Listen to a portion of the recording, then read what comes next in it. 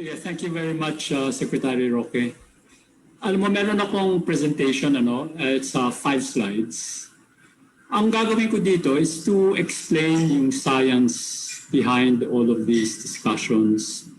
And ang first point ko dito, well, firstly, ang personality ko dito, I'm speaking as a member of Task Force T3, which is a public-private collaboration. And it's a public-private collaboration that supports government's efforts to control COVID. So one of our, you might say, big initiatives was to help government ramp up the number of laboratories in the country from 1 in February to over 100 now. Okay, so ganun kami tumutulong, pero very low profile kami. So dito, this was the issue of the public transport. So pinag-aaralan rin ng grupo ng Task Force T3, may mga kasamang doktor dyan, and then this, and so we were looking at all of the evidence. And therefore, ito yung first point. The first point is, ang recommendation namin is that we can reduce transmission by having a package of interventions. Kasama na dyan ang face mask, ang face shield, ang no eating in the public transport system, good ventilation, kasama na rin dyan ang physical distancing. Ngayon, ang physical distancing of 1 meter, sinasabi ng, and I will respectfully beg to disagree, ang sinasabi nila, dapat yan, hindi pwedeng i-compromise kasi yan ang sinabi ng WHO.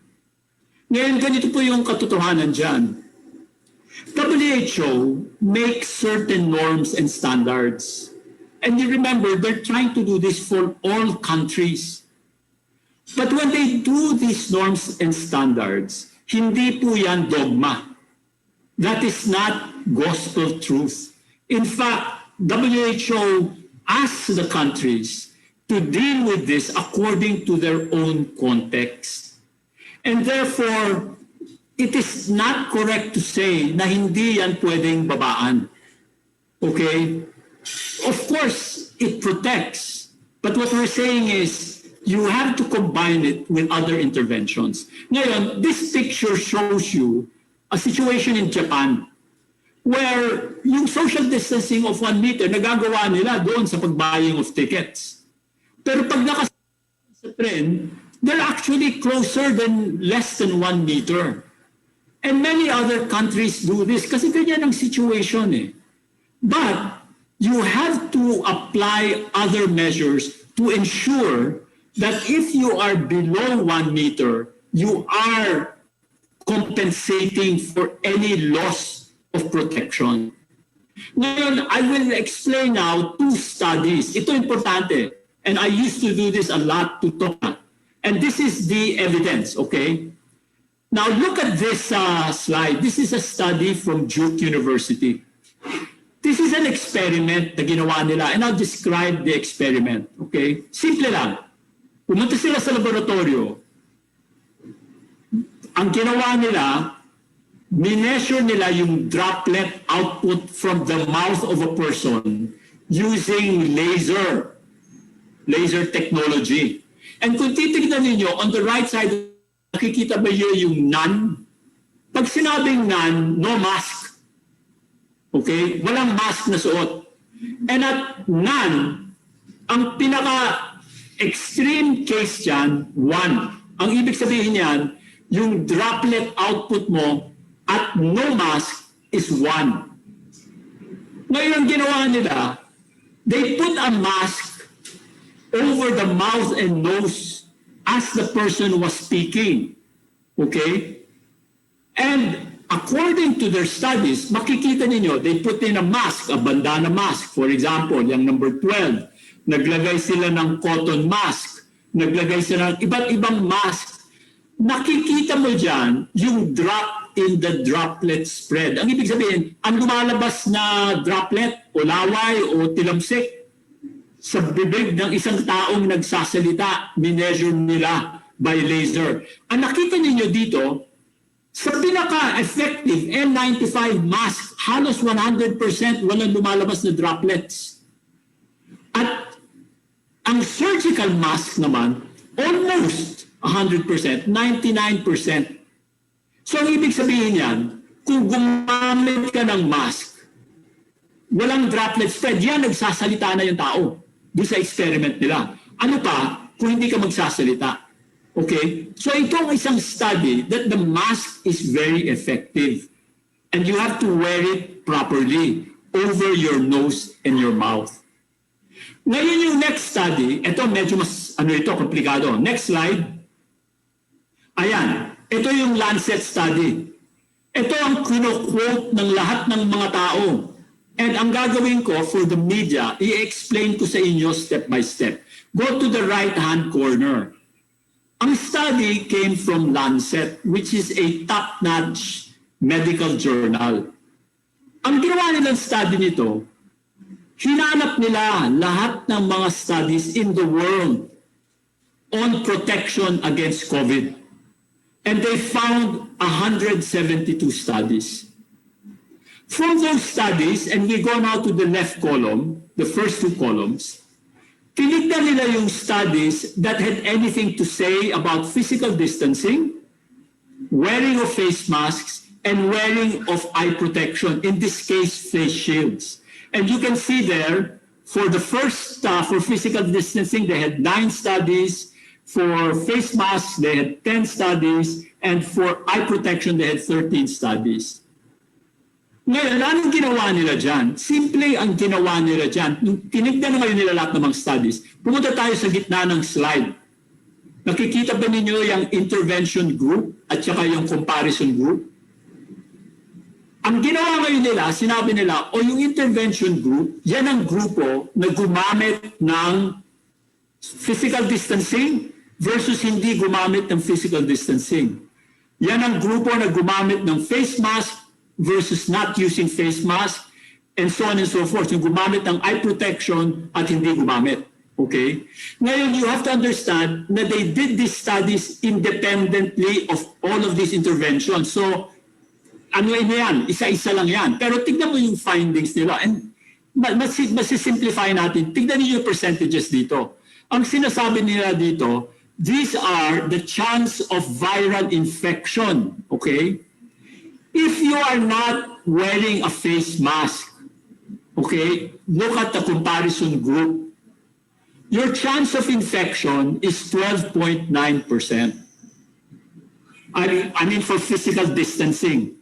If you are not practicing physical distancing, your chance of infection is 12.9%. So it's not even 100%. Huh? But if you are doing physical distancing of 1 meter or greater, your chance of infection goes down by almost 5 times. At, in this case, 2.6%. Okay? Now, if you look at face mask, if you're not wearing a face mask, your chance of infection is 17.4%. But, if you use a face mask, it goes down to 3.1%.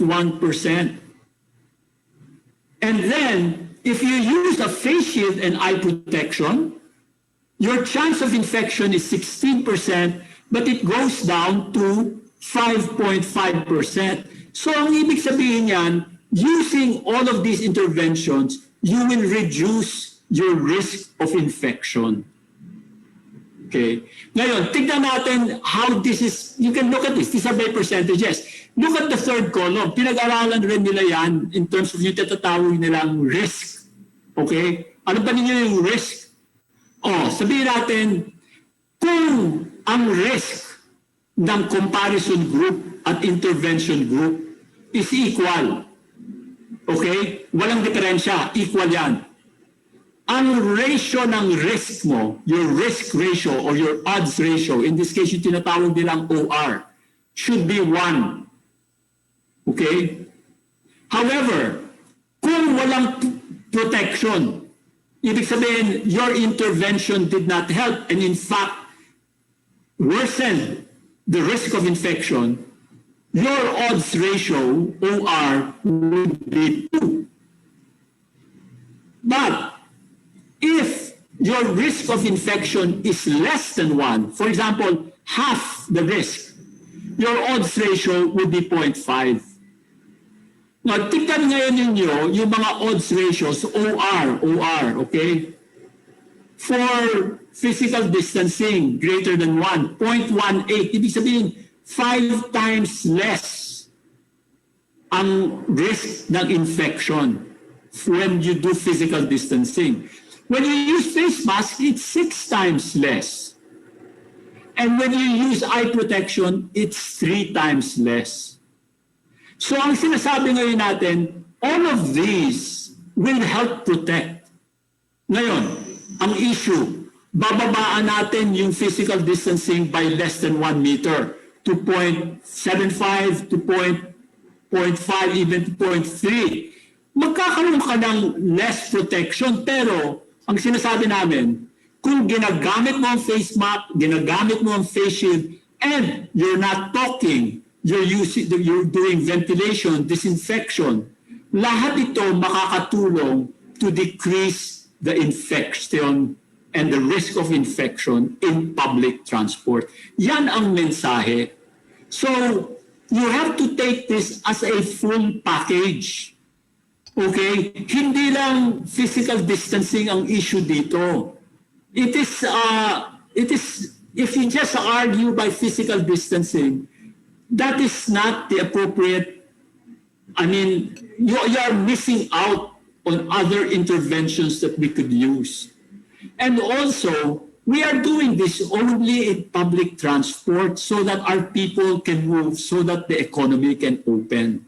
And this is really our position, okay? Use the 7 commandments, enforce it strictly, and monitor independently. And konti-konti lang so that people get used to it.